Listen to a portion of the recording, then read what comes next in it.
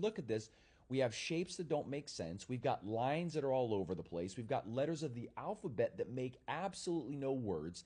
There's nothing on this page right here that is representative in your life to date, as long as you've been alive, that makes sense, right? So what's going on here is that there's a huge disconnect, and this is why students freak out when they get organic chemistry, because nothing makes sense. But here's the thing.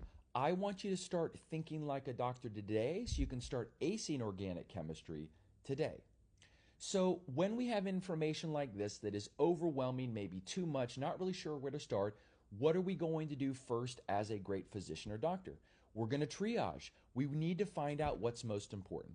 Now at this stage, you might be saying, well, Jay, I don't have a freaking clue what is going to be the most important because I don't even know what I'm looking at.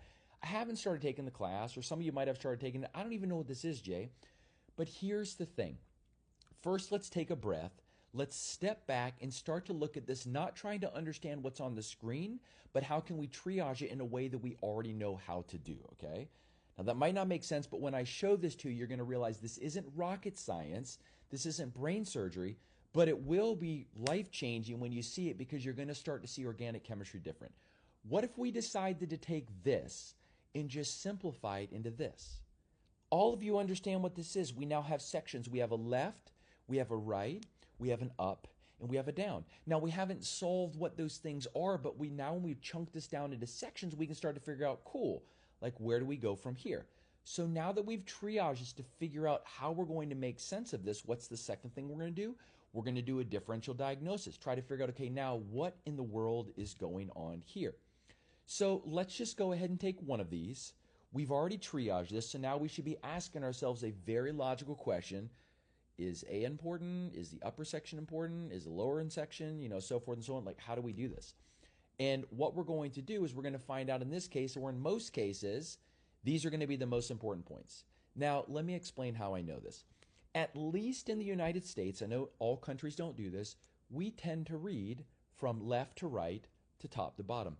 How do you think we're drawing this? The exact same way. We're writing it from left to right and top to bottom. If I were going to then ask you, I want you to make a list of the most important things that you're going to be doing today, how would you list those? From left to right or top to bottom?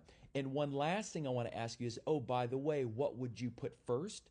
The most important. So when we look at this, if we go from left to right, we're going to put the most important thing first, which is going to be on the left box. So check, we add that.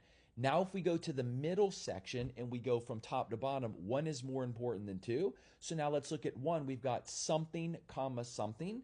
So we're going to look